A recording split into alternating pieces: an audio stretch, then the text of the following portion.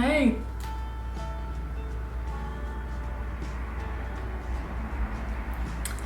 Kicking my feet, giggling, you know the vibes.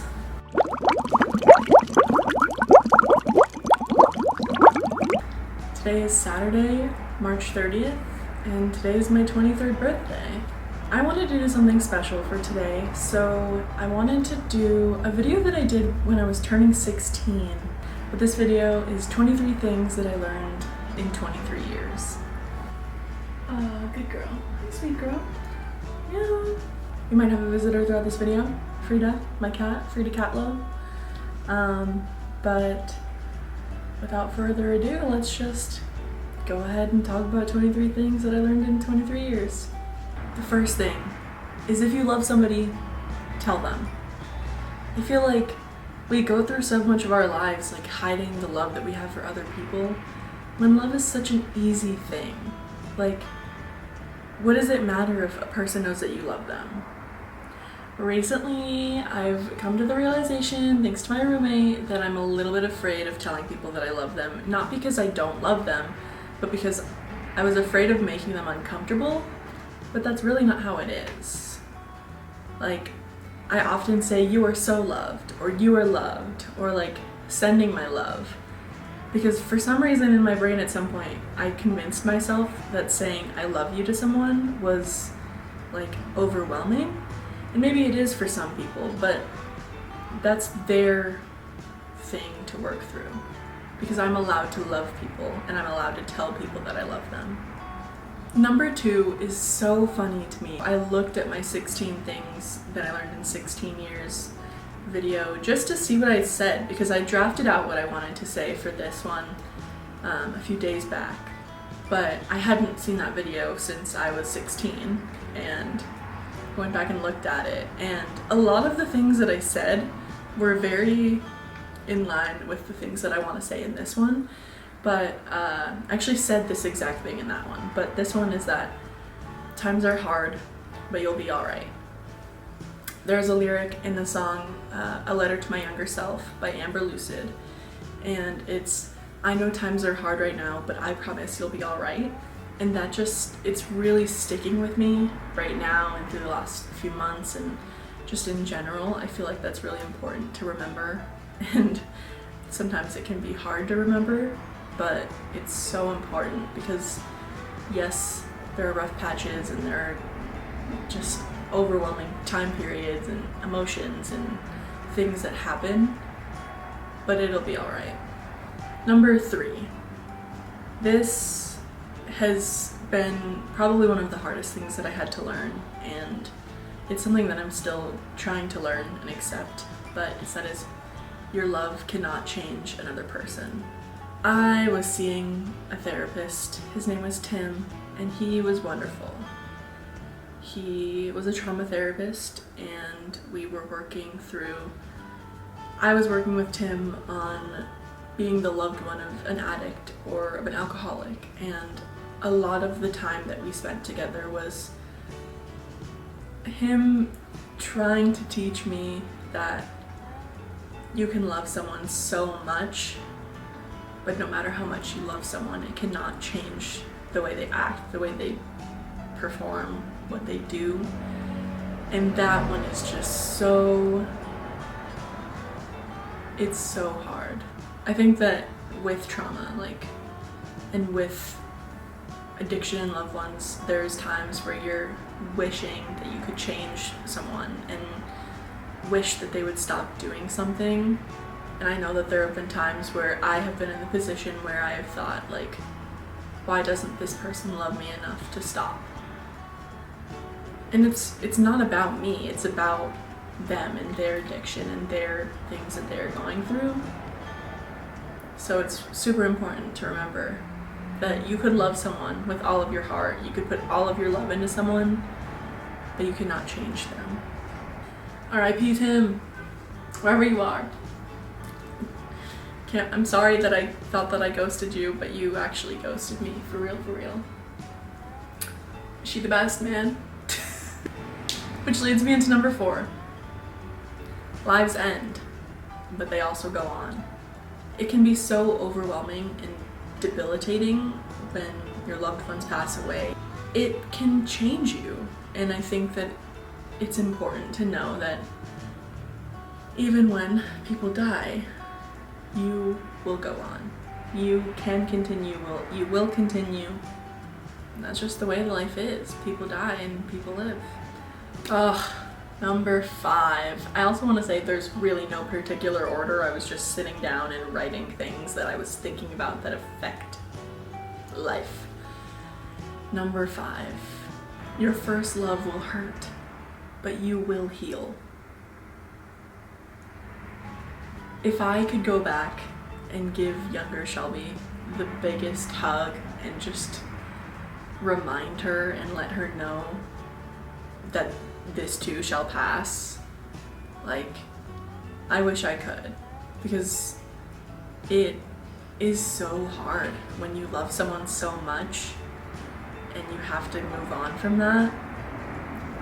But you will heal, and you will find other people that will love you. Number 6. Don't make yourself small to please other people. Still trying to learn this one. My love language is acts of service, and I think sometimes I go a little bit too far with that. Don't make yourself small to please other people. Number 7. You are capable of hard things. This is so, it's so important. It's so loud. You are capable of hard things. I am capable of hard things. We are capable of hard things. I follow a girl on TikTok right now, and she is posting her sobriety journey, and every day she does a cold plunge, and she says, we can do hard things, I can do hard things. And that just resonates so much with me. I think that it's something that through the last month I have to keep telling myself, but it is so true. We are capable of hard things. Number 8, be careful who you surround yourself with. I would like to give a quick little shout out to my roommate Rebecca, because she is so good at telling things exactly when you need to hear them. I think that sometimes I surround myself with people because I love people and I love meeting people and connecting with people, and I think sometimes I keep people in my life longer than they deserve to be in my life. Recently I've just kind of had to evaluate some people that have been treating me poorly or make me feel poorly, or when I think about them or my body reacts in a way that is just unsafe. So I think it's really important that you surround yourself with people that care about you, and just be careful with the people that you keep. That's really important. 9. Peer pressure is real. This is something that is still very prominent in my life, and something that I am still actively working through. But peer pressure is real, and it's okay to have limits, and it's okay to know when you need to stop and to have boundaries and not let people push those boundaries. And I think last year my boundaries were pushed and I let them be, and I went overboard in certain aspects of my life, and I'm not proud of it, because first of all, certain people shouldn't be pressuring you on certain things, and if you have boundaries on something and someone's pushing your boundaries, do they really deserve to be in your life? Number 10. If someone you love is affecting you, you're allowed to take a step back. I think it is very easy to be comfortable with people you love disrespecting you. In my life, there have been times where people I love have done some shitty things, and I've allowed it to happen because I didn't see that I didn't need to have that in my life. I didn't see that I could remove them, and it didn't have to be like this big thing.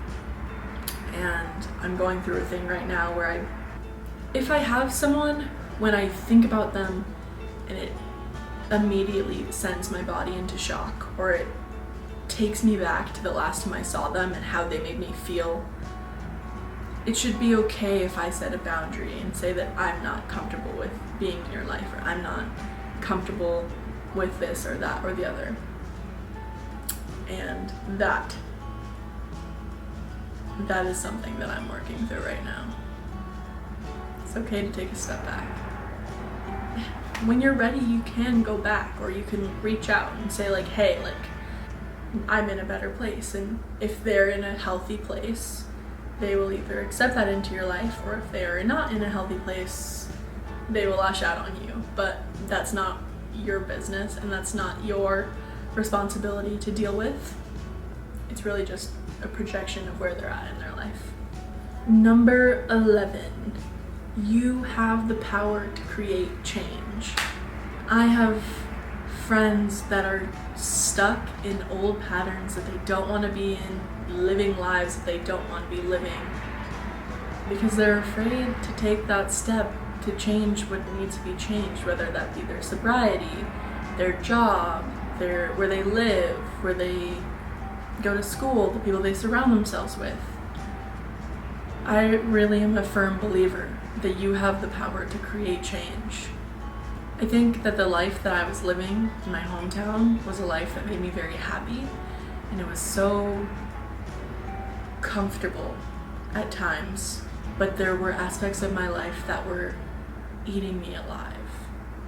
And I had to make some changes, and I moved, and obviously things happen wherever you go, but you have the power to change your life. You just have to be able to be okay with the decisions that you make. Number 12, old habits die hard. We're still working through this one. I don't really have a lot to say on this, but creating new habits is possible. I think the rule is like 14 days and you've created a habit into your life. I think that there are also habits that are unproductive habits that will come back to bite you. They are biting me in the ass right now. Can you guys see my cat? She's asleep right there.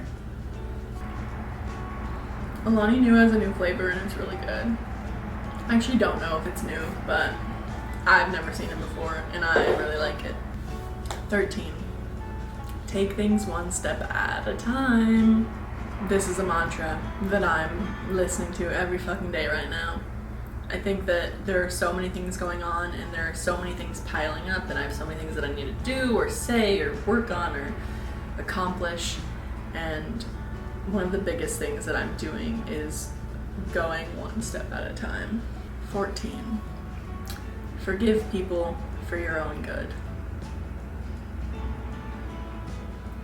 Sometimes you have people that hurt you, that you really cared about, that you wanted to be in your life forever, but they did things that were just so careless, and maybe they said that they weren't intentional, but they still hurt you.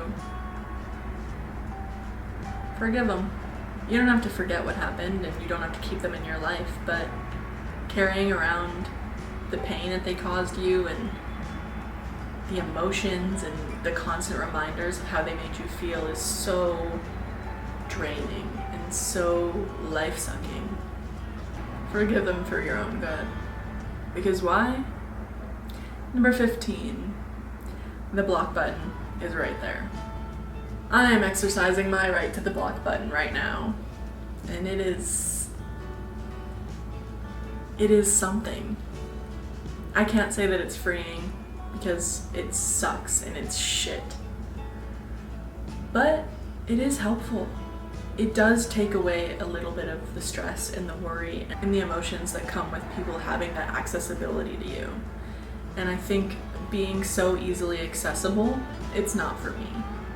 I have been one to keep the do not disturb on at all times because I don't like being so accessible.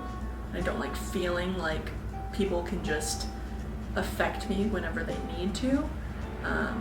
So boundaries are important, but the block button is right there. Do not disturb is right there. What a beautiful feature that is. Number 16. Listen to your body when it is screaming at you to stop. I do not know what it's like to rest. I do now, actually. I had to learn this year because I could not go on any longer with the life that I was living. I was very much a go, go, go kind of person. I've worked more than full time since I was 17, and I am 23, and I did not know how to take a break. I did not know how to listen to my body and listen to my body when it said that it needed to rest, when I was in pain, when I was hurting and needed time to heal or sleep. Listen to your body when it is screaming at you to stop. 17, rest is important. They're going hand in hand because rest really is so important.